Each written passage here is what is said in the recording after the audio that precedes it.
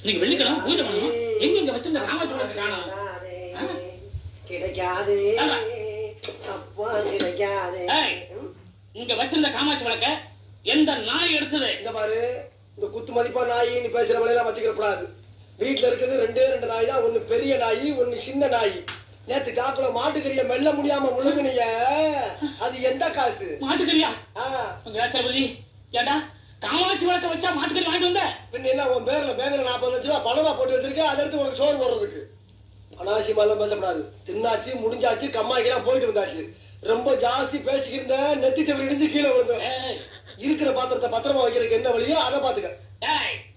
படித்தவங்க எல்லாம் வக்கீலாவும் இன்ஜினியராவும் டாக்டராவும் இருக்காங்கடா.